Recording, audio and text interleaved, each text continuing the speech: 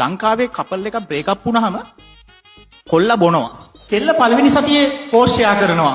බුදුබණ පදයක්, සවන වැකයා වගේ වීඩියෝ. ඊට පස්සේ අමතර ෂෙයා කරනකොට මාළුවෙක් ගොඩ ඉඳන් ගැහෙද්දි ඉතින් අපි ආ දුර බොහොමයි. ඒ වගේ පෝස්ට් ෂෙයා කරනවා ගොඩක් පළවෙනි සතියේ සති පූජාවේ. ඒ අතරේ මේ කෙල්ලගේ ඉන්බොක්ස් එකට එනවා පණිවිඩ. හරි ඉතින් අර කුරුණෑගල රෙදි කඩයක් ඕපන් කරා වගේ පණිවිඩ ගොඩක් එනවා. පොඩි කාලේ ගර්ල්ගේ පවුලේ ඉඳලා පෙරහැරේ මග ඇරිච්ච අයියලා එහෙම කතා කරනවා.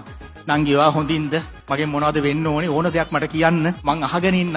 ඒ අතරේ දෙවෙනි සතියේ වෙද්දි කෙල්ලම පෝස්ට් ෂෙයා කරනවා. ඒ කියන්නේ ඉර බැහැගෙන යන වෙලාවක පිරමීඩයක පින්තූරයක් දාලා කැප්ෂන් එකක් දානවා. ඔයා ඔටුවෙක් මම මමියක් අපිට නැති වුණේ ඊජිප්තුවක් වගේ ඒවා දානවා. ඒ අතරේ තව පණිවිඩ එනවා. ධනාත්මක චින්තකයෝ කතා කරනවා.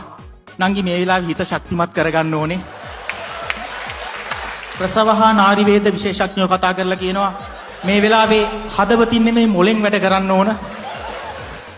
තුන්වෙනි සතිය වෙද්දී අම්මත් එක්ක උයන්න උදව් වෙන ෆොටෝස් එහෙම දානවා. පොල් ගාන ගමන් සෙල්ෆියක් දානවා. අන්තිමට මට ඉතුරුනේ බින්දිච්ච හදවතයි පොල් බෑයයි හිරමනේ කියලා අන්න ඒ වගේ. ඊට පස්සේ පෙට්‍රල් ටැංකියක් උඩ අත් දෙක තියලා ෆොටෝ එකක් දානවා. අපිට අපි හමු වුණා කියලා. ඕක තමයි ලංකාවේ බ්‍රේක් අප් එකක් වුණාම සති පූජාව.